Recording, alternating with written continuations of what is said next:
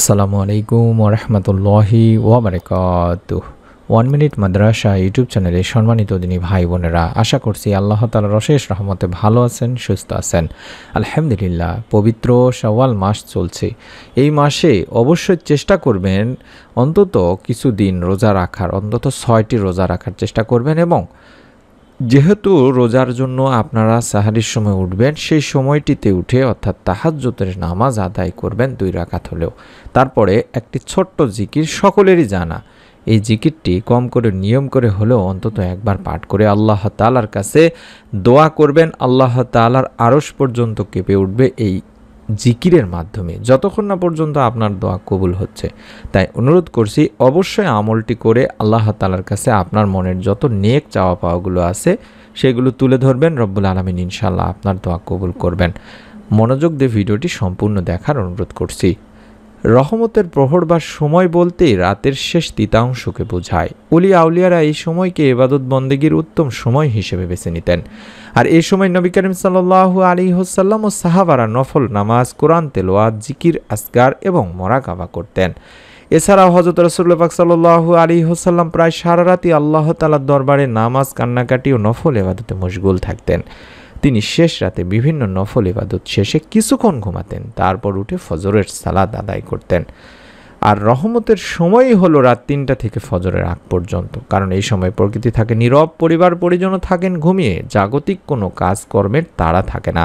ফলে এই সময় আল্লাহর ধ্যান করা বা মুরাকাবা করা কিংবা নফল নামাজ আদায় করা, জিকির আজগার করা, দরুদ পাঠ, তাসবিহ তাহলিলের অতি উত্তম একটি সময় হিসেবে বিবেচনা করা হয়।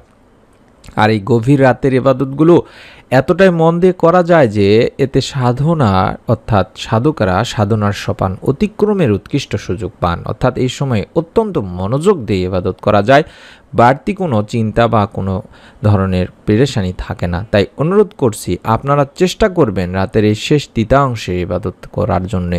বিশেষ করে এই সময়টিকেই হাদিস ও কোরআনের বলা হয়েছে যে এই সময়ে আল্লাহ তাআলা বান্দার ডাকে অধিক পরিমাণে সাড়া দিয়ে থাকেন। আল্লাহ তাআলা বান্দাকে বলতে থাকেন, অনুপ্রাণিত করতে থাকেন যে তোমরা আমার কাছে চাও, আমাকে ডাকো, আমি তোমাদের চাওয়া পূরণ করে দেব, আমি তোমাদের ডাকে সাড়া দেব। এবং আল্লাহ তাআলার নৈকট্য লাভ করারও এটি একটি উত্তম সময়। হাদিসটি বুখারী শরীফে বলা হয়েছে, যেখানে হযরত আবু হুরায়রা রাদিয়াল্লাহু তাআলা আনহু বর্ণনা করেছেন, আল্লাহ রাসূল সাল্লাল্লাহু আলাইহি ওয়াসাল্লাম বলেছেন, আমাদের প্রতিপালক মহান রব আল্লাহ তাআলা প্রত্যেক রাতের যখন শেষ তৃতীয়াংশ অবশিষ্ট থাকে, অর্থাৎ তাহাজ্জুদের সময় রাত 3টা থেকে ফজরের আগ পর্যন্ত, এই সময়টিতে প্রথম আসমানে নেমে আসেন এবং বলতে থাকেন যে হে বান্দা, আমার কাছে তোমরা প্রার্থনা করো, আমি তোমার প্রার্থনাগুলো কবুল করব। আমার কাছে তোমার কি চাওয়া আছে সেগুলো চাও, আমি তোমাকে দান করব। আমার কাছে তোমার জীবনের গুনাহের জন্য মাপ চাও, ক্ষমা চাও, আমি তোমাদেরকে গুনাহ থেকে মাফ করে দেব, ক্ষমা করে দেব। সহিহ বুখারী শরীফের একটি হাদিস। এভাবে আল্লাহ তাআলা ফজরের আগ পর্যন্ত, অর্থাৎ ফজরের ওয়াক্ত শুরু হওয়ার আগ পর্যন্ত তার বান্দাদেরকে ডাকতে থাকেন। আর যে বান্দা তার মাবুদ মাওলাকে সেই সময় ডাকতে পারেন, মনের মতো করে ডাকতে পারেন, আল্লাহ তাআলার কাছে কাকুতি মিনতি করতে পারেন, আল্লাহর রহমতের আমলের বদলতে আল্লাহ তাআলা তার ভাগ্যের দরজা খুলে দেন, তার মনের নেক আশা পূরণ করে দেন। এই সময়ে কোনো প্রকার জাগতিক চিন্তা, দুনিয়াবী চিন্তা ভাবনা থাকে না। তাই মনোযোগ দিয়ে ইবাদত করা যায়, আল্লাহ তাআলা তার দোয়া কবুলও করে নিয়ে থাকেন। প্রিয় নবী হযরত মুহাম্মদ সাল্লাল্লাহু আলাইহি ওয়াসাল্লাম প্রতি ইসলামের প্রাথমিক যুগে এই 5 ওয়াক্ত নামাজ ফরজ হওয়ার আগে দিনী ভাই বোনেরা এই তাহাজ্জুদের নামাজ আদায়ের নির্দেশ দেওয়া হয়েছিল। প্রিয় নবীর প্রতি কিছু সময় নামাজ পড়ার নির্দেশ ছিল না, বরং রাতের শেষ অংশ ছাড়া অর্থাৎ সারা রাত জেগে তাহাজ্জুদ নামাজের নির্দেশ ছিল। আমরা এই কাজটি চেষ্টা করব মাঝে মধ্যে অবশ্যই করার। অর্থাৎ তাহাজ্জুদের নামাজ যারা একেবারেই পড়েন না, তারা অন্তত রমজান মাসে কিংবা যখন রোজা থাকেন তখন চেষ্টা করবেন অন্তত অভ্যাসটি করে নেওয়ার। এই 5 ওয়াক্ত নামাজ মুমিনের একটি পরিচয়, আর এর গুরুত্বও তাই অপরিসীম। এরপরই যেই নামাজ আল্লাহ তাআলার কাছে সবচেয়ে প্রিয় সেটাই হলো তাহাজ্জুদের নামাজ। কারণ হযরত আবু হুরায়রা রাদিয়াল্লাহু তাআলা আনহু থেকে বর্ণিত হাদিসে নবী করিম সাল্লাল্লাহু আলাইহি ওয়াসাল্লাম এমনই বলেছেন যে রমজানের পর রোজা রাখার উত্তম সময় হলো মুহররম মাসে রোজা, আর ফরজ নামাজ আদায় করার পরে উত্তম নামাজ হলো রাতের নামাজ, অর্থাৎ যেটাকে আমরা তাহাজ্জুদের নামাজ বলে থাকি। সহিহ মুসলিম শরীফের সহিহ একটি হাদিস। কোরআনের বিভিন্ন সূরায় এই তাহাজ্জুদ নামাজের প্রতি তাগিদ দেওয়া হয়েছে। যারা বিনা হিসাবে জান্নাতে যেতে পারবেন তাদের মধ্যে এক শ্রেণীর মানুষই হলেন তারা যারা যত্ন সহকারে মনোযোগ দিয়ে যত্নের সাথে এই তাহাজ্জুদের নামাজ আদায় করেন। সুবহানাল্লাহ। প্রিয় নবী সাল্লাল্লাহু আলাইহি সাল্লামের সাহাবায়ে কেরাম, তাবি সহ সব যুগের ওলি এবং বিদ্বানেরা এই তাহাজ্জুদ নামাজে রাত কাটিয়ে দিয়েছেন। হযরত আবু হুরায়রা রাদিয়াল্লাহু তাআলা আনহু বলেন, আল্লাহ রাসূল সাল্লাল্লাহু আলাইহি ওয়াসাল্লাম বলেছেন যে ফরজ নামাজের পর সব নফল নামাজের মধ্যে শ্রেষ্ঠ হলো তাহাজ্জুদের নামাজ তথা রাতের নামাজ। এটি মুসলিম, তিরমিজি এবং নাসাই শরীফে রয়েছে। তাই আমরা এই নামাজটি পড়ার চেষ্টা করব।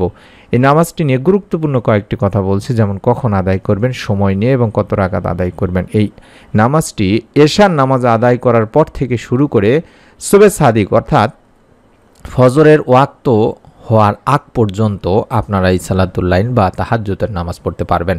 তবে অর্ধরাতের পর অর্থাৎ বাংলাদেশের সময় রাত ৩টা থেকে ফজরের আগ পর্যন্ত বা সুবহে সাদিক হওয়া পর্যন্ত এই সময়টিতে তাহাজ্জুদের নামাজ পড়া ভালো।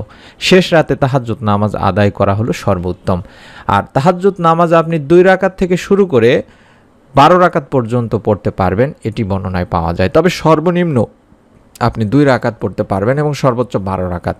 তবে রাসূলুল্লাহ পাক সাল্লাল্লাহু আলাইহি ওয়াসাল্লাম 8 রাকাত তাহাজ্জুদ পড়তেন, তাই 8 রাকাতই পড়াই উত্তম বা ভালো।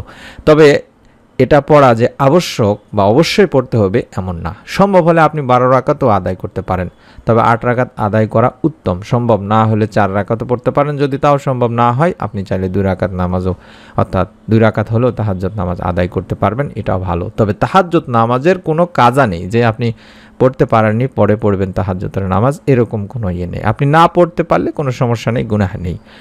তাহাজ্জুদ গুনাহ যে মাফ করে দেয় বা গুনাহ মিটিয়ে দেয় এই বিষয়ে বলা হয়েছে, মানুষকে আল্লাহর নিকটবর্তীও করে। হযরত আবু উমামা রাদিয়াল্লাহু তাআলা আনহু থেকে হাদিসটিতে বলা হয়েছে, নবী করিম সাল্লাল্লাহু আলাইহি সাল্লাম বলেছেন যে তোমরা কিয়ামুল লাইলের প্রতি অর্থাৎ তাহাজ্জুদ নামাজের প্রতি যত্নবান হও, কেননা তা তোমাদের পূর্ববর্তী সালেহিনদের অভ্যাস এবং রবের নৈকট্য লাভের বিশেষ মাধ্যম, আর তা পাপ রাশি মোচনকারী এবং গুনাহ থেকে বাধা প্রদানকারী।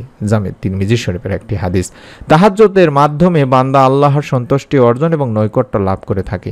দিনের নামাজ আদায় করলে প্রকাশ্যে সাদগা হয়, অর্থাৎ মানুষ দেখে আপনি নামাজ আদায় করছেন। আর তাহাজ্জুদের নামাজ আদায় করলে গোপনে সাদগা হয়, অর্থাৎ তাহাজ্জুদের নামাজের সময় আপনাকে কেউই দেখে না একমাত্র রব্বুল আলামিন আল্লাহ ছাড়া।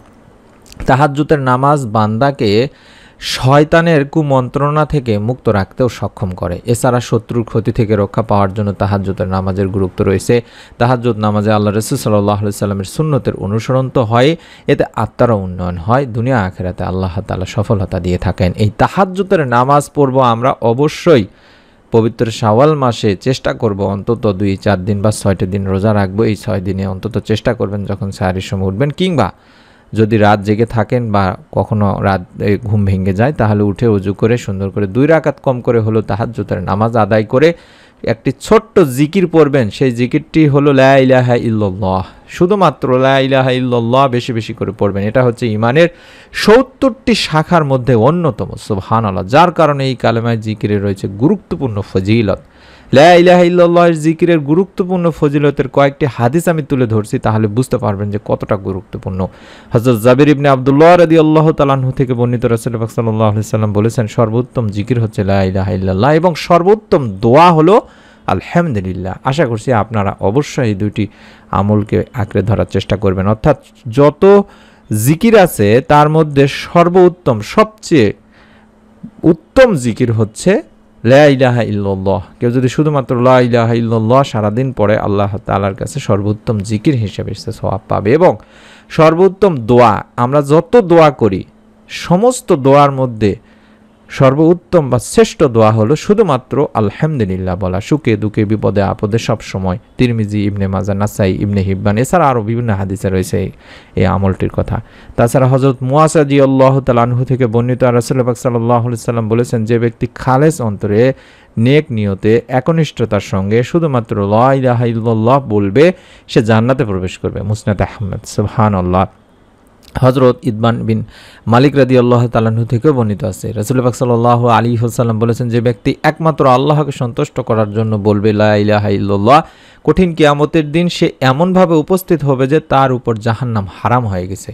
বুখারী মুসলিম শরীফের সহিহ হাদিস। সুবহানাল্লাহ। হযরত আনাস রাদিয়াল্লাহু তাআলা আনহু থেকে বর্ণিত, রাসূল পাক সাল্লাল্লাহু আলাইহি ওয়াসাল্লাম বলেছেন, কিয়ামতের দিন আল্লাহ তাআলা বলবেন, হে মুহাম্মদ সাল্লাল্লাহু আলাইহি ওয়াসাল্লাম, সৃষ্টির মধ্যে হতে আপনার উম্মতের মধ্যকার এমন ব্যক্তিকে জান্নাতে প্রবেশ করান যে ব্যক্তি একদিন হলো ইখলাসের সঙ্গে এ সাক্ষ্য দিয়েছে যে আল্লাহ ছাড়া কোনো ইলাহ নেই এবং সে এর উপরই মৃত্যুবরণ করেছে। সুবহানাল্লাহ, সুবহানাল্লাহ। আমরা তাই চেষ্টা করব অবশ্যই যে নিয়মে বললাম, পবিত্র শাওয়াল মাস চলছে, যদি সম্ভব হয় তাহাজ্জুদের নামাজ আদায় করব, তারপরে আমরা দরুদ ও ইস্তেগফার পাঠ করব এবং বেশি বেশি করে লা ইলাহা ইল্লাল্লাহের জিকির করব এবং আমাদের মনের নেক আশাগুলো আল্লাহ তাআলার কাছে তুলে ধরব। রব্বুল আলামিন ইনশাআল্লাহ অবশ্যই আপনার মনের নেক আশা পূরণ করিয়ে দিবেন। আল্লাহ তাআলা আমাদের সকলকে লা ইলাহা ইল্লাল্লাহের জিকির করার মাধ্যমে মৃত্যুর সময় কালেমা নসিব এবং জান্নাত লাভের তৌফিক দান করুন, আমিন। অবশ্যই অনুরোধ করব নিয়ত করে আমলটি করার জন্য এবং এরকম গুরুত্বপূর্ণ আমলের ভিডিওগুলো পাওয়ার জন্য চ্যানেলটির সঙ্গে থাকার। সকলে ভালো থাকুন, সুস্থ থাকুন। আমরা দোয়া করি রব্বুল আলামিন আল্লাহ তাআলা যেন আপনাদের সকলকে আমলের ওসিলায় মনের নেক আশাগুলো পূরণ করে দেন, দোয়া কবুল করে নেন, আমিন। আসসালামু আলাইকুম ওয়া রাহমাতুল্লাহি ওয়া বারাকাতুহু।